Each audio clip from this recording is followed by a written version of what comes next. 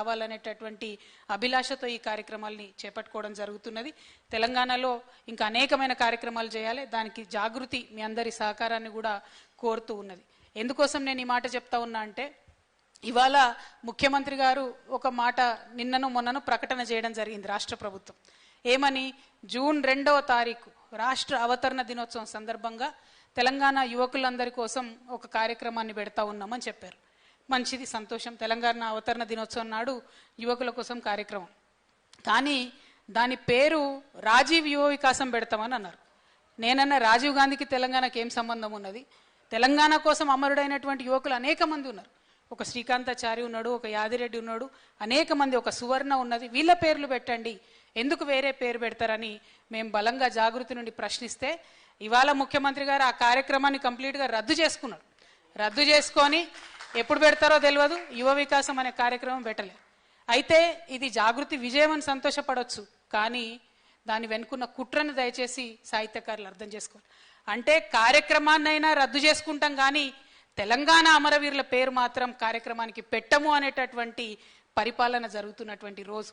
కాబట్టి ఖచ్చితంగా జరుగుతున్నటువంటి ప్రతి మోసం మీద మనం గలం విప్పాలి. అది సాహిత్యకారులైనా, రచయితలైనా, రాజకీయ రంగంలో ఉన్న వాళ్ళైనా ప్రతి ఒక్కరం కూడా వీటిని ప్రశ్నించాల్సినటువంటి అవసరం ఉన్నది. అందరూ అనుకుంటారేమో ఇవాళ మరి వాళ్ళ పప్ప అధికారంలో లేరు కాబట్టి ప్రశ్నించమంటున్నారని.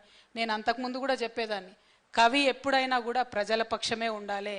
పాలకులు ఎవరైనా వారిని ప్రశ్నిస్తూ ఉంటేనే పనులు ఇంకా మంచిగా చేయగలుగుతాం. కాబట్టి నా పేరులోనే కవిత ఉన్నది, నేను ఎప్పటికైనా మీ పక్షమే ఉంటా.